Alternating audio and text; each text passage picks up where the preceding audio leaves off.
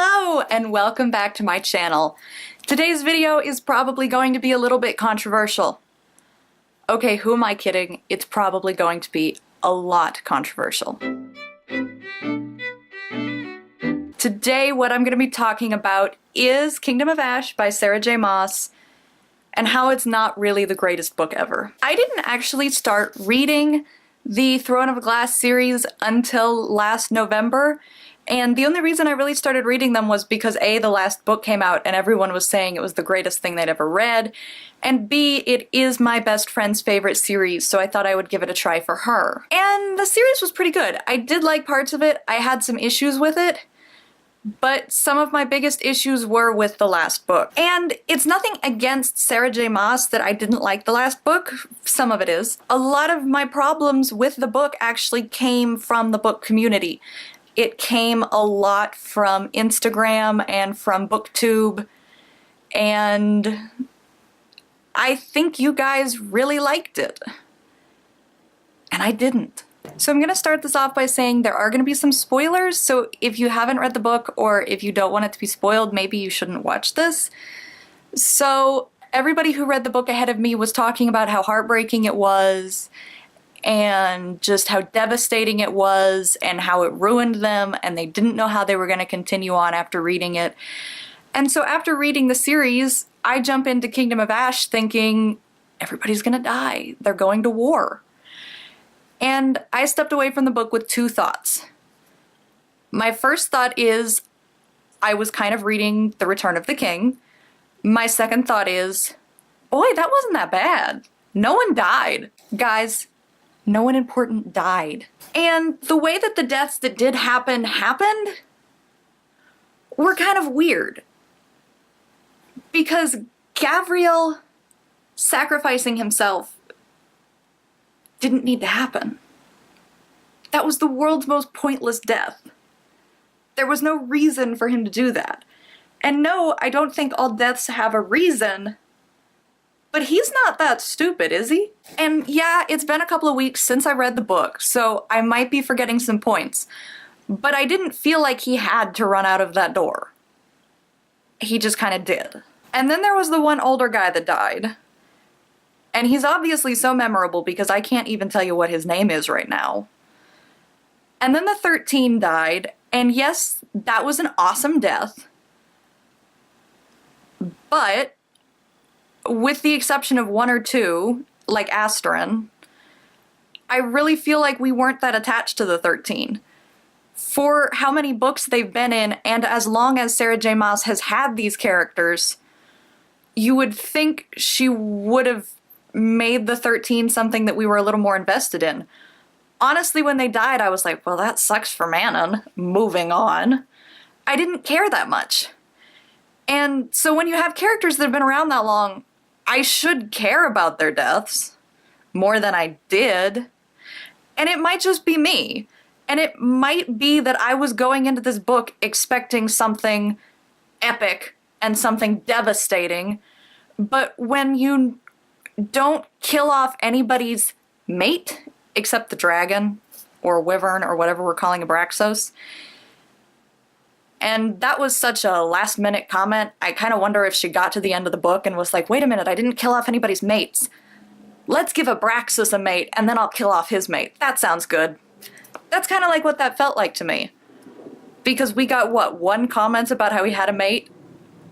And nothing beyond that? Like, I'm kind of glad nobody died. So my issue isn't with the ending of the book. My issue is with you guys. And please don't take this personally. But it's not that tragic of a book, guys. It really isn't. Because all of the deaths that happened were kind of inconsequential. I just didn't walk away from this book with the feeling that a lot of people had that it was the most devastating thing they'd ever read. Now, maybe that's because I wasn't as invested in the series as a lot of people, but I think maybe this is a good time for me as an outsider to stand here and go, do you guys realize you sound kind of crazy? Yes, this is a fantasy book, so it's not exactly real, but there's a difference between having realism as in no magic and having realism as in they were at war and no one important died. So it was a good book, but it definitely wasn't my favorite in the series. And I felt like it was just kind of meh, especially compared to what everyone was saying. So I think this book was kind of like what happened with the Court of Thorns and Roses series, where everybody hyped it up so much that I read it and I was like, okay, hot guys. That's kind of the plot. I think Sarah J. Maas's writing just might not be for me because I prefer dragons to hot guys. And the other thing that I did mention was I kind of felt like I was reading Return of the King, which I have read, and I did, full disclaimer, I liked it more than this book. But Darrow, who's the one who's trying to keep Aelin from the throne, is kind of Denethor.